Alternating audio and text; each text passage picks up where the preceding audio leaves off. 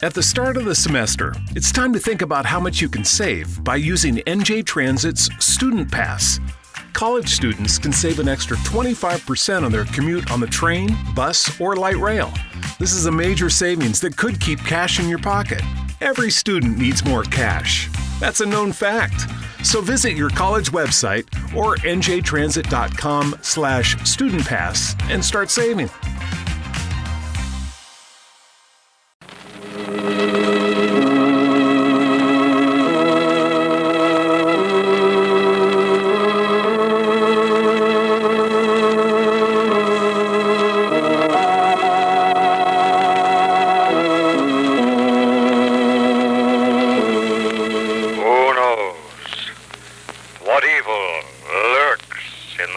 Of men.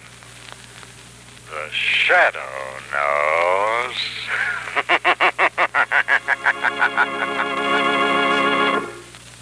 Once again, your neighborhood blue coal dealer brings you the thrilling adventures of the Shadow, the hard and relentless fight of one man against the forces of evil. These dramatizations are designed to demonstrate forcefully to old and young alike that crime does not pay.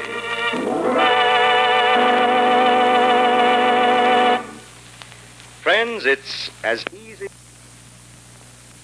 for spring delivery of blue coal, America's finest hard coal, and ask him about easy budget terms.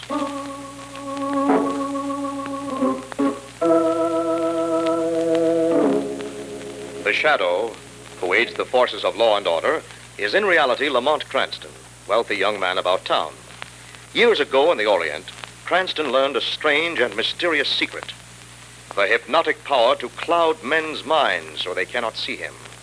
Cranston's friend and companion, the lovely Margot Lane, is the only person who knows to whom the voice of the invisible Shadow belongs. Today's drama, The Giant of Madras.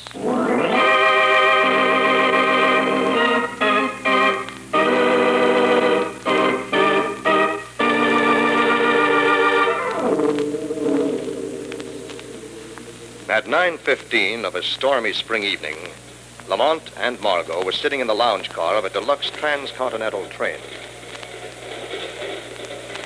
Lamont, can you imagine what these vast plains were like 100 years ago? Yeah, vast. Oh. No, but think of all the troubles the people in those days had, and the adventures. Fording streams, fighting Indians, herds of buffalo. Quite a life. And today you just get in a train and whisk across them, safe as a bug in a rug. Oh, I think a bug was equally as safe in a covered wagon. Oh. There's been quite an improvement as far as human beings are concerned. But you really prefer all this civilization? It's restful. But just a little dull, don't you think? Perhaps. But I wouldn't be able to think at all with a Sioux's tomahawk buried in my skull. No, I guess that would be a disadvantage. Maybe I'm just sleepy. It reminds me, so am I. Oh, conductor. Yes, sir? Could you have the porter make up our berths, please? Lower 10 and lower 11 in car 15. Certainly, sir. And when do you want to be called? Let's see, we'll be coming into our station at 1:55. Better call us at 1:30. Very well, sir. I'll tell the porter. Oh, better call us at 1. I'll need time to get ready. Oh, of course. All right, conductor, call us at 1.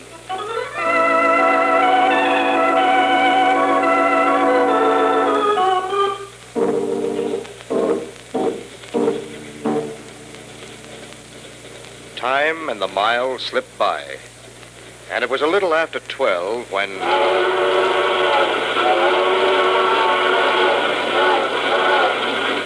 the train blew for a water stop 3 miles ahead. Now, this was usually a very deserted locality, this water stop. However, tonight it wasn't so deserted. In fact, if you counted the men, there were a half dozen of them.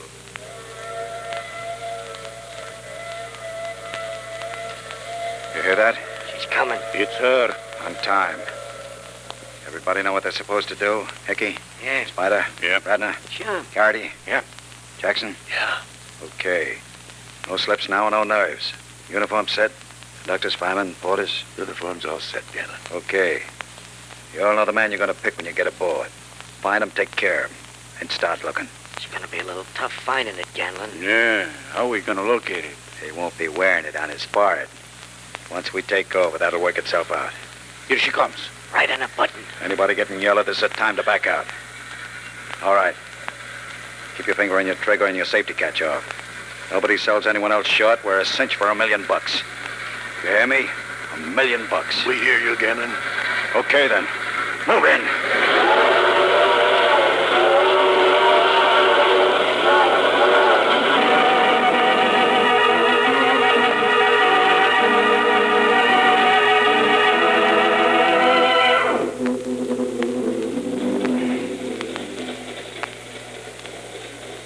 Lamont. Lamont. Huh? Who's that? Lamont, please wake up. Margot, what are you doing up? What time is it? I don't know. Wait a minute, I'll look at my watch. Just 12 minutes after 10. After 10? No, of course not. Your watch has stopped. Huh? Oh, yeah, so it has. Looks awfully much like it's getting to be morning. Morning? That's impossible. I told the conductor to tell the porter to wake us at 1 a.m. It isn't possible that he forgot to tell the porter. Oh, ye gods, I hope not. He could have, and we could already be hundreds of miles past our station. Wait a minute, I'll ring for the conductor. Won't help you much. Why not? He doesn't come. I've been ringing for the last half hour. Well, he's probably snoozing in the lounge car. I'll go see.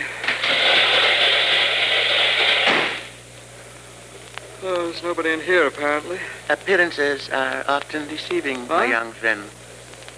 I didn't see you sitting there in the shadows. There are times in life when the value of inconspicuousness cannot be overrated. Huh? Oh, yeah, sure. I'm looking for the conductor. Of course you are. Several passengers have passed through here in search of that same gentleman in blue. Have you seen him? Not a sign of him.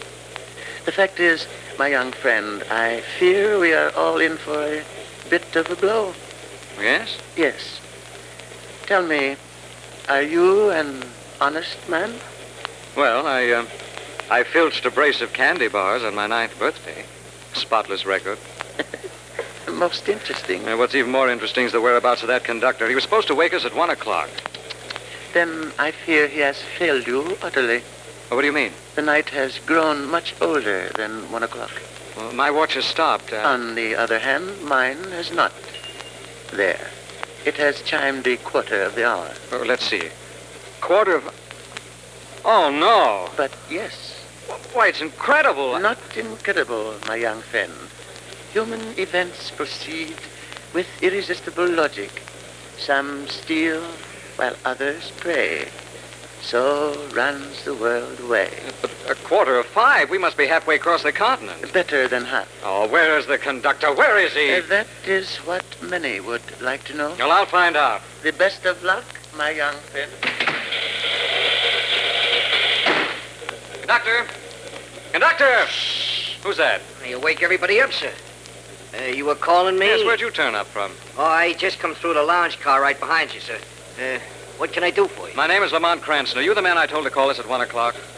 No, but I relieved that fellow a little after midnight. And he didn't tell you about our call? Sure. I was gonna call you, sir. When? When we got to Malibu Beach? No. 1 o'clock. 1 o'clock? Yeah, I got 15 minutes yet. It's only 12:45. Look, friend, it's getting to be morning. Oh, you mean because of the way the sky looks? That's not morning, Mr. Cranston. That's light from some industrial plants just over the horizon. Look, it happens I know what time it is. The bald-headed gentleman with the monocle sitting in the lounge car showed me his watch. It's 4:45. What's that about a bald-headed gentleman in a lounge car? He's sitting in the shadows by the bar. Didn't you see him? It's funny. No, I didn't. Well, you must not have looked. He's there. I'm used to keeping my eyes open, Mr. Cranston. If you ask me, that lounge car is empty. I just talked to the gentleman. Are you by any chance suggesting I'm out of my mind? One of us is. Shall we go see which, Mr. Cranston? All right, here we are. Where'd you say you were sitting? Right here, beside the... I told you there was nobody here. Well, he was here. He probably left the car at the other end. The passenger couldn't leave this car at the other end. Because next ahead is the baggage car, and that door ain't left open. Now, if I was you, I'd get myself a little more sleep, Mr. Cranston. Pardon me, miss. Lamont, what's going on? He was here, sitting right here. Where could he have gone? What are you talking about? I just had a somewhat peculiar experience, Margot. There was a little man sitting here not 10 minutes ago. He showed me his watch. Mm-hmm. I remember it rang the quarter of the hour. It's one of those old-fashioned ones that chime. So? Well, now he's disappeared. Well, before we go any further with the fairy story, did you find out what time it is? The conductor says it's not 1 o'clock yet, but by the stranger's watch, it would now be just about 5 o'clock. And... Listen, What's that? it's him. That's his watch chiming. Well, where is he? Under the seat? No, he isn't. His watch is. Look, this is it. This is the watch he showed me. The crystal's all smashed. The hour hand's broken off. It must have fallen. It's more like somebody gave it the business with a sledgehammer. Yusef? Yusef? Yusef, are you here? What? I beg your pardon, young people. I am looking for my husband. Have you seen him, perhaps? Probably. A small gentleman with no hair wearing a monocle. Yes. What have you done with him? Now, wait a minute. The question is, what has he done to me? What do you mean? Well, he vanished practically in front of my eyes. That... Yes, he was sitting right here by the bar. I stepped outside for a few minutes. When I came... What's that? Yusef, It's coming from inside this liquor closet. it is him. It is him. Wait a minute, give me room. Are you all right in there? This door is stuck. There. Out of my way. Oh, he's hurt. Yusef, who did this? The giant of Madras. What happened to it? I... This young man here, he took it? No? No, my young friend did not take it. He did not take it.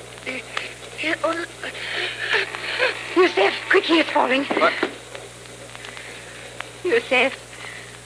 Yusef, speak to me. The diamond, Yusef. Speak to me. Spoken about as much as could be expected. Considering the fact there's a knife between his shoulder blades. He's dead. Oh, Lamont. He would not want us to mourn him. It is the giant we must think of. The giant of Madras. There's a giant in this, too? Not giant man, giant jewel. Diamond, pure white.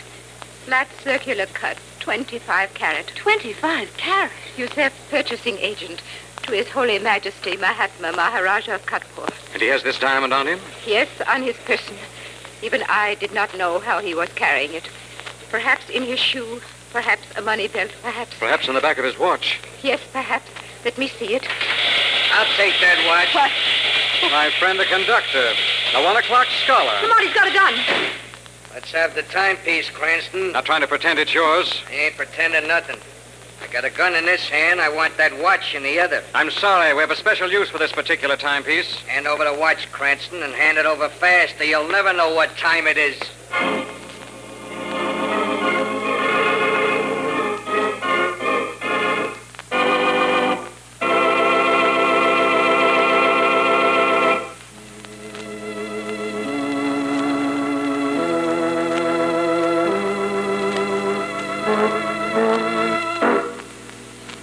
Margot and Lamont, on a deluxe transcontinental train, discover the body of an East Indian gentleman locked in the lounge car liquor cabinet. The fabulous diamond called the Giant of Madras, which he was carrying with him, has disappeared. Cranston, the East Indian's wife, and Margot are about to examine the dead man's huge, old-fashioned watch with the diamond when... I'll take that watch, Cranston. Well, if it isn't my friend the conductor... Lamont, he's got a gun. Hand over the watch, Cranston. Hand it over fast, or you'll never know what You time have it bad is. manners to turn your back on an old lady. Huh? However, the old lady has a gun at your spine gun? and suggests you keep your back turned. Relieve him of the firearm, Mr. Cranston. Right. Now then, we will perhaps store him in the closet for safekeeping until we have a better idea of what is going on this train, no? It's a good idea. Come on. Wait a minute. Step lively, Mr. Conductor. There's plenty of room inside. What's he doing? It is a signal. Maybe he has friends aboard. Put a stop to that. Good work, young friend. Now. There we are. He certainly wanted Yusef's watch. Yes, Yes, he probably agreed with my deduction. The Giant of Madras may be inside it. very likely. Why don't we look and see? One moment. Well, it is not here. Well, then where in the world can it be? I don't know. But whoever killed him wouldn't have left it in his pockets. Someone on train has the diamond. Lamont, look. What? A station just flashed by. What station? Galensville. And there's no Galensville. What kind of talk is that? I was looking at the rail map, reading myself to sleep. There is no Galensville on this route. Never a dull moment. Though I'd appreciate a few just now. Well, as far as I can see... Listen. someone knocking. It's from the car up ahead, the baggage car. What is wrong? It's a question I can soon answer. Stay behind without her, Margot. I'll do nothing of the kind. I'm going with you. But, Don't argue. Okay, you win. We'll leave you in charge, Ara. Good luck. Go with you, young friend. Someone's locked in the baggage car. If I can just snap this catch. There. Now, here goes. Stand away, sweetheart. The storm warnings are up. Who are you? You're not one of them. Are you? Are you? Look, Lamont, it's the conductor. You're passengers, aren't you? Now, what else could we be? Murderers, bandits, heaven only knows. What are you talking about? There are 6 of them, led by some man they call Ganlon. They're after a 25-carat diamond. Where are they? Everywhere. They've taken over. They've stopped the train about midnight. Put me and the rest of the crew out of the way and are running the train themselves. Oh, the murdered little man, the conductor with a gun in his hand? Yes, everything's as clear as a well-praised death warrant. What are we going to do? Best we can do is to pray we reach Los Angeles alive. I'm not at all sure we're even going there. What do you mean? We just passed a station that's not on the Los Angeles itinerary. What station? Galensville. Galensville, no. What's the matter? They've made a mistake. They've taken the North Spur at the junction. The Galensville route doesn't connect with the main tracks for another 50 Oh, miles. so what? There's a bridge on this route over Belvedere Canyon. The bridge collapsed at 11 o'clock last night. We just got the flash 5 minutes before they took the train over. No. And Belvedere Canyon is a drop of 2,000 feet. Lamont. Easy, darling. How far ahead is this bridge? It's only 20 miles from Galensville. Well, looks like we have to stop this train. We've got a fat chance. There are 5 armed men against it. 5? Sure. There are half a dozen to begin with, and one of them got knocked off in the scuffle. And I just locked one of our little playmates in the liquor closet in the lounge car. Where are they now, the remaining 4? Probably up ahead in the engine. Well, Lamont, maybe we could talk to them, reason with them, explain to them that we're all going down together at the bottom of Belvedere Canyon. They're too slick to believe the truth. They think it was some kind of a gag. What do you suggest? Gosh, I don't know. But, I think the easiest way would be if Ganlon and his boys found what they were looking for. They got hold of the diamond, we could make a deal with them to stop in the stretch of pine woods just this side of Belvedere Bridge. But we don't know where the diamond is. Are you sure? What? Are you sure you don't know where the diamond is? Of course we are. Speak for yourself, darling. What do you mean? I mean, I'm not so sure we don't know where the diamond is. But... Is the door open going into the next car? Yes. Okay, see you later. Hey, what are you going to do? I'm going to try to make a deal with those boys in the locomotive. Stay here, Margot. Not in your life. Now, look. I'm going wherever you go. Okay. Coming along, mister? No, I'll risk it back here. I never developed a taste for hot lead. Just as you please. If we crash at Belvedere Bridge, you'll know the deal fell through. Come on, look. The door at the end of the car's open. You can see straight through the controls of the locomotive. Quick, get over into the shack. This must be the Ganlon boys. Funny. Huh? What is? I only see 3 of them. 3'll be plenty. I wonder. What? Remember the man we locked in the liquor closet? Yes. Remember that whistle? Yes? What about it? I think it might prove no end valuable in this particular emergency. Anyhow, it's worth a try. Lamont, they'll hear you. Just what I want them to do. Maybe they'll come back to investigate.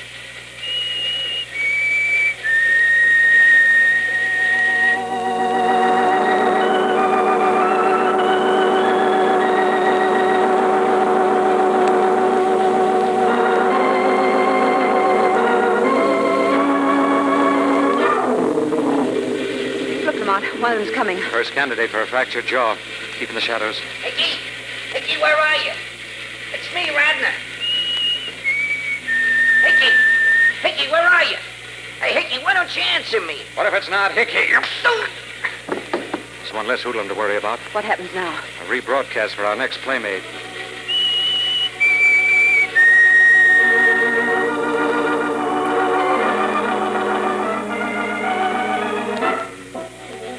The second candidate. Hickey! Hickey, what's happening? Radner, are you there? Answer me. Somebody's spider sent me. This is Garrity. Glad to meet you, Mr. Garrity. Hey, you're not Hickey? You bet I'm not. 2 up for our side. Now what? The next feature's an interview with a gentleman named Spider who seems to be in charge of operations. Come on.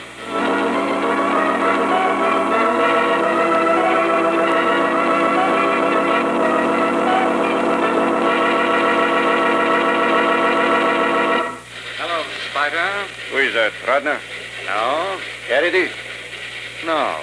Then who is it? My name is Lamont Cranston. What is it? There's a bridge a few miles ahead over Belvedere Canyon, Spider. There are enough rails missing to let us drop 2,000 feet.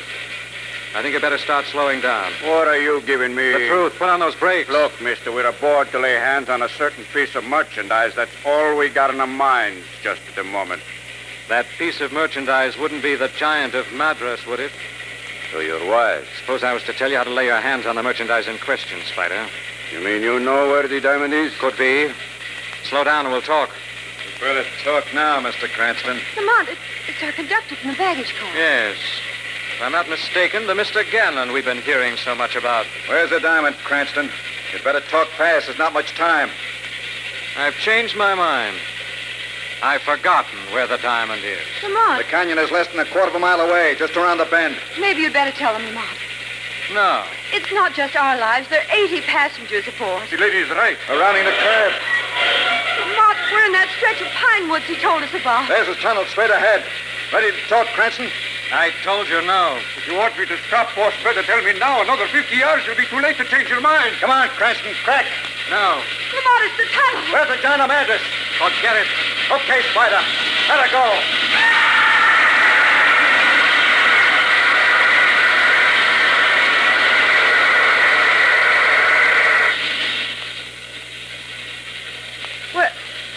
We're through the tunnel. We didn't fall. The tracks went out. You made that up to trick Lamont into telling you where the diamond was. I won't trick him anymore. I'll use a gun instead. Come on, Cranston, West. Hey, where is he? He was standing right there. What's that? Where's that coming from? Right here, beside the control. But there's nobody there. There's someone here, Ganlon. The Shadow is here. Here to see that this little adventure ends in proper justice. Stop the train, Spider. Let's get out of this. I can't stop it. Something is holding my hand. I can't move. Stop it, do you hear? He can't, Ganlon. I'm holding him. This train goes down to the main line junction and the next police station. Yeah? That's a game two can play. Come here. Shadow, help! Now turn Spider loose or this dame goes over the side. This time it's no trick. I'll give you the count of 3. 1, 2, 3. Shadow! You at the controls. Sit where you are. What happened? I'm sorry to have waited until the last minute. But I am an old woman, and I have never killed before in my whole life. Oh, don't apologize. I'll never be able to thank you enough. You do not have to thank me. If you will help me find the Giant of Madras. You will not have to look for it, Ara. What voice is this? The Giant of Madras is not lost. Your husband was a good and quick judge of human nature. In the emergency, knowing that the train had been taken over by thieves with the express purpose of stealing the diamond, he entrusted it to Mr. Cranston's care by the simple expedient of dropping it into his pocket. Here is the jewel. Look, the Giant of Madras. It is coming towards me, suspended in the air. No one is holding it. Look. Yes, someone is holding it. I am holding it, Ara. I am returning it to you. You. Who are you? I am the Shadow.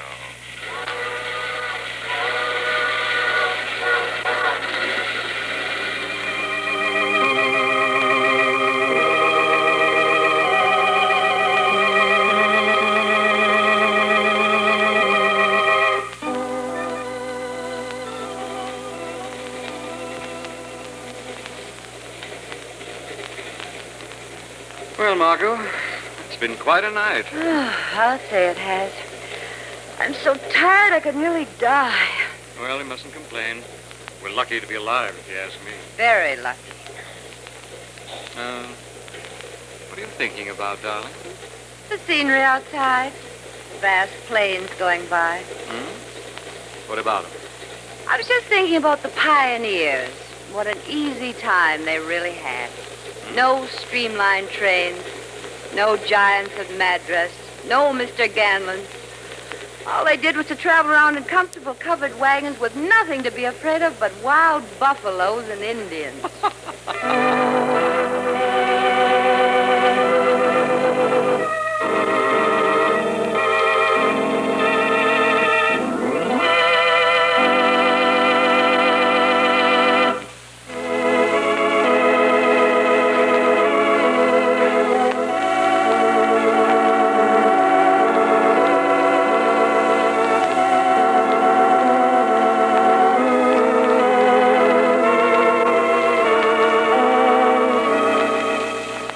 This story is copyrighted by Street and Smith Publications, Incorporated. The characters, names, places, and plot are fictitious. Any similarity to persons living or dead is purely coincidental. Again next week, The Shadow will demonstrate that The weed of crime bears bitter fruit. Crime does not pay. The shadow knows.